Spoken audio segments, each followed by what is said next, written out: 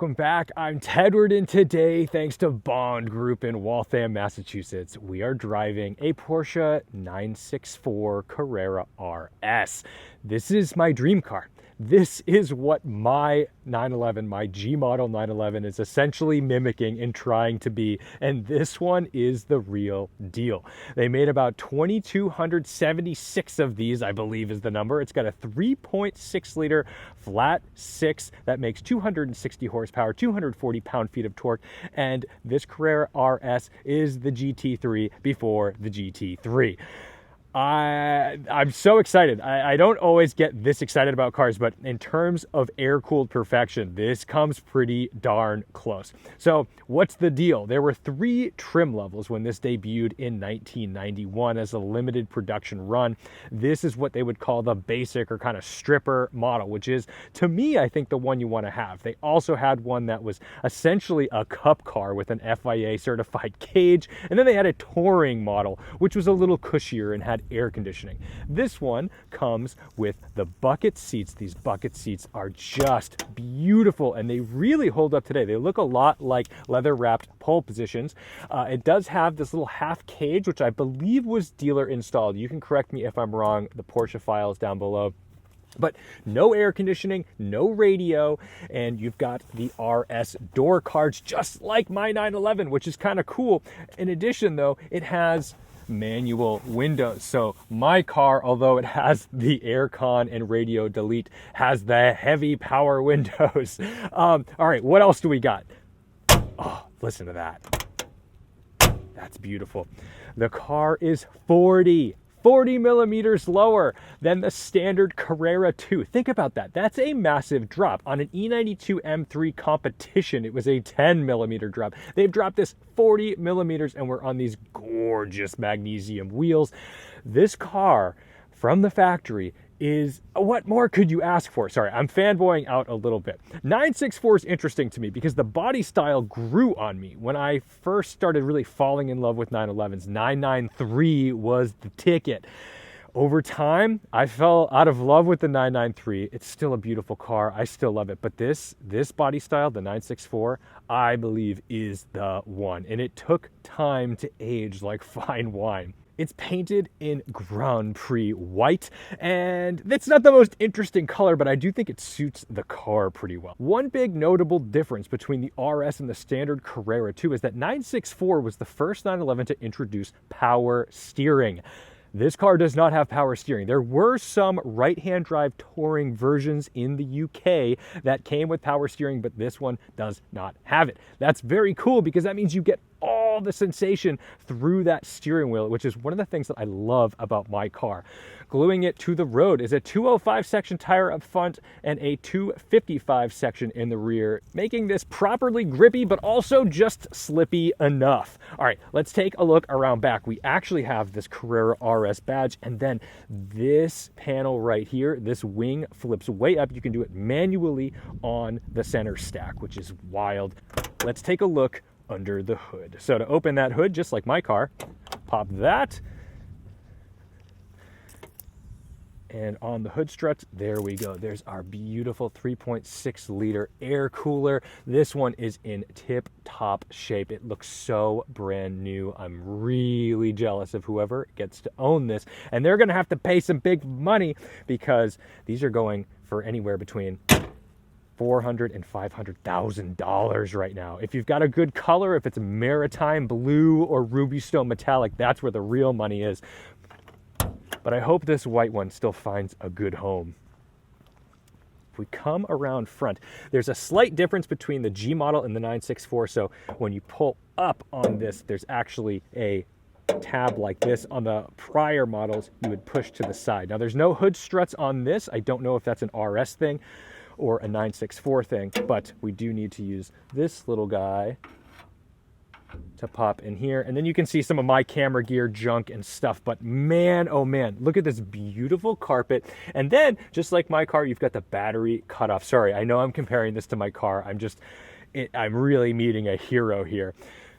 monster strut bar up front, and yeah, just very clean, all business, plenty of room for some stuff, so you could use this properly as a weekend getawayer. Inside, the 964 looks so much like the prior model of the car. The dashboard is virtually indistinguishable other than some different fonts and a little bit changes in gauges, and you've got some more electronics going on here. Down below, you still have your floor mounted pedals that you saw from the beginning of the 911. And one small change from the G model is that you get a little handle like this instead of a pull like that for your frunk.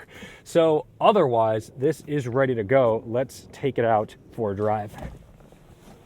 Of course, we're in Porsche land, so we have a left-hand ignition over here. Jumps right to life. This one has just over 13,000 kilometers. Down here, we've got our handbrake and our gear selector that is mated to our G50 5-speed manual transmission, same as my car, but quite a different driving experience.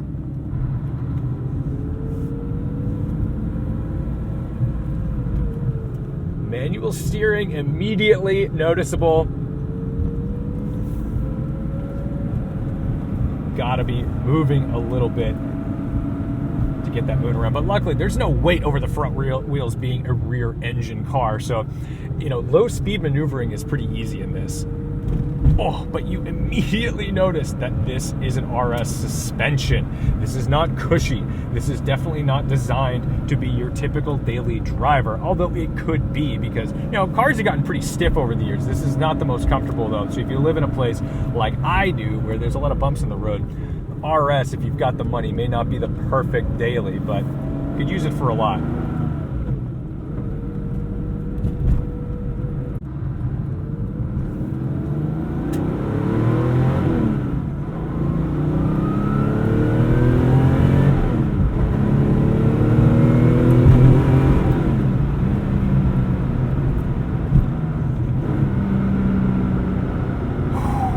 That's where the money is. Wow. This car's quick. I gotta say, 260 horsepower doesn't sound like a lot, but this does not weigh very much, and the way this is geared, especially that 3.4, felt nice and short and tight. Holy cow. This is the real deal, man.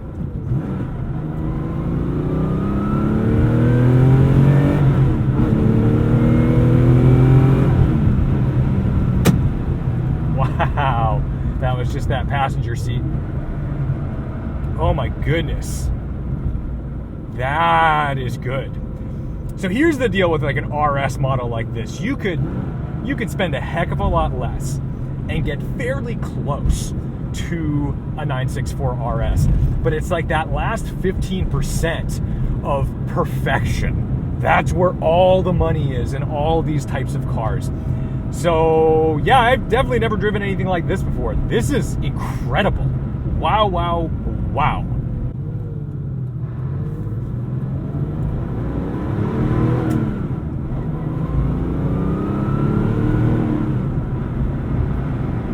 These brakes, fantastic. It always feels like you're pushing on a wood block, which I know doesn't sound appealing, but it is.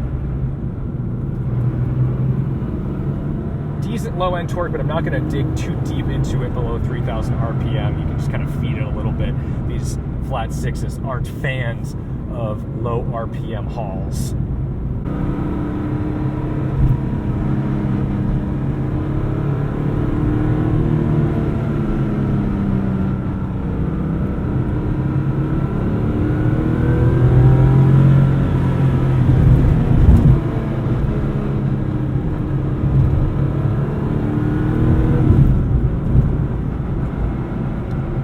So because of this stiff and low suspension, you feel everything in this car, which is great because you know what's happening. The other thing is, because this is still sort of that old school raw air-cooled rear engine 911 vibe, your throttle matters.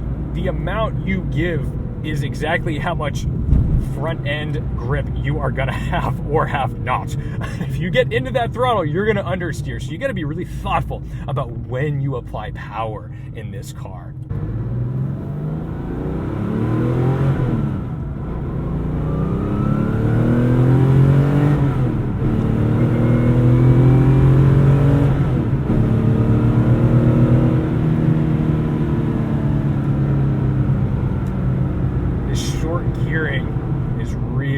Really something else.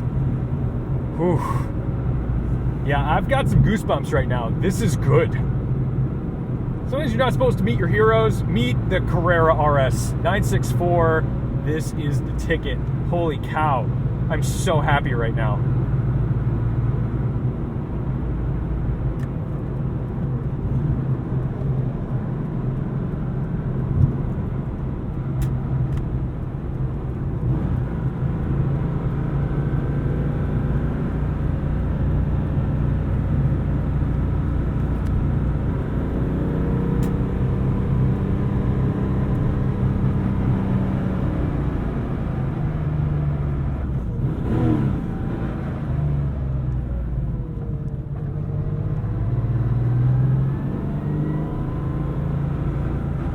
What do I need to do to make my car feel like this?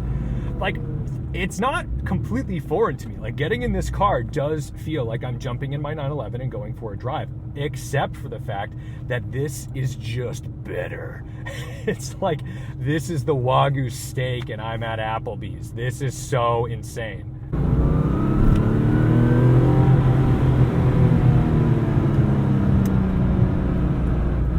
Thank you.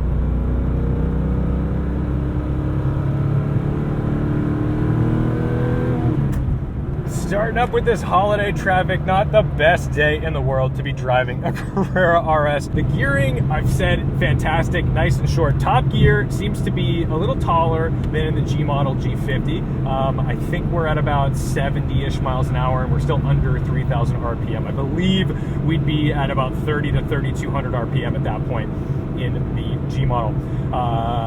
The other thing is that, just like my car, sometimes you want to be in the next tallest gear, like especially you're getting on the highway, you think you're going to wind out second. They don't rev out that high. It's only about 6,800 RPM that these things rev out to. So you definitely need to be prepared for that. Okay, what did you want to do? You were going for it, and I was giving you the room because I'm in a very rare, expensive car.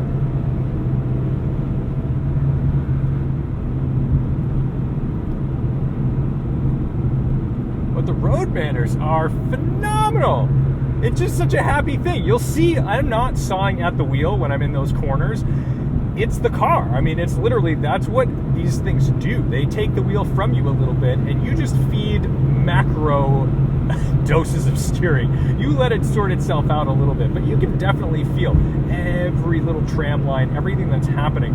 And it's not uncomfortable. It's just visceral. The roll-up windows are funny because they've placed this manual thing so far up, this little roller guide, so far up that you basically hit the dashboard with your hand. You'd have to have tiny hands not to do that.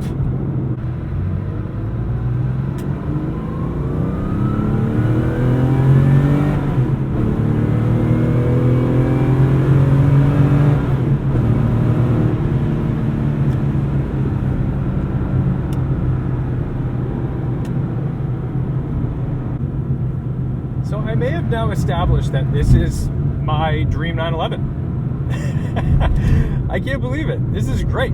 I mean, I've always loved a 997 GT3, and I think that has a completely different character. But as far as like great air coolers go, this is really difficult to beat. And this package is just so beautiful, refined, visceral, and functional. Now, you don't have rear seats, that's deleted, which is very cool. This is designed to be your street and track car. You can drive it anywhere you want. You can go out to the canyons. You can go find your favorite mountain roads. You can commute to work in it because you can still put your stuff, your briefcase, a weekend bag in the front and in the back. I mean, I do it in my car all the time. And, well, not as much as I should, okay? I need to be honest about that. I don't drive it as much as I should. But what it doesn't do is it doesn't like just beat you up. Like, it's very usable. It's not outrageously loud. It's certainly stiff, but it's not unbearable. This is quite the package.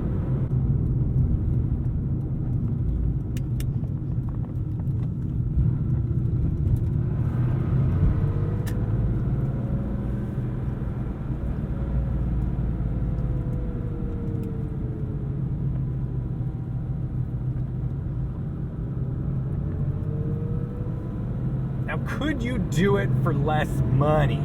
This experience for less money is, that's tricky. Because if you do buy that 964 Carrera 2 and you start trying to create an RS, number one, it'll never be worth as much as a real Carrera RS. But number two, you're going to be like chasing alignments. You're going to be chasing suspensions. You're going to be having to be an engineer essentially and build a car.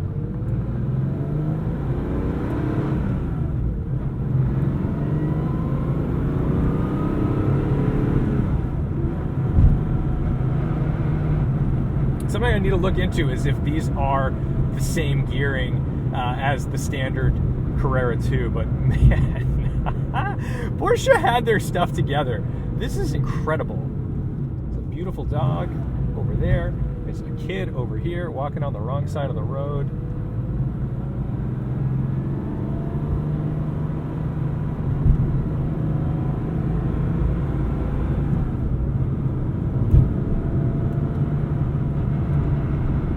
Love this steering wheel. You get the proper 80s vibe.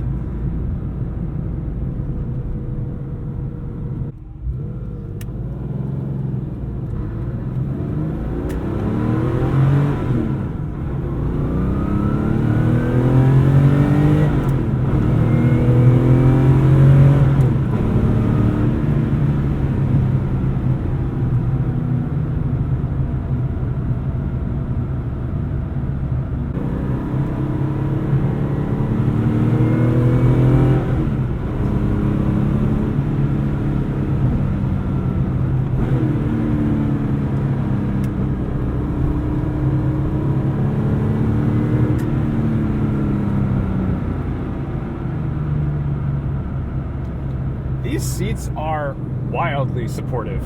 I am basically sitting in a Recaro pole position. These are proper racing seats. This does the job.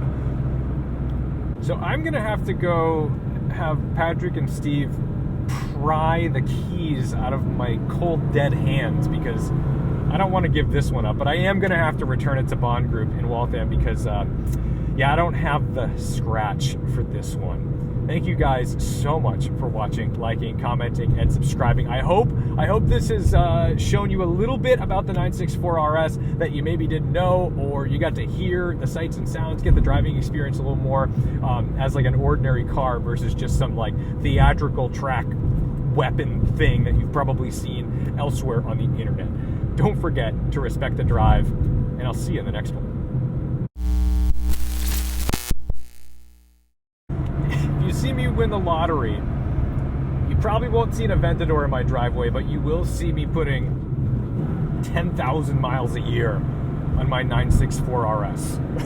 That's what I would do.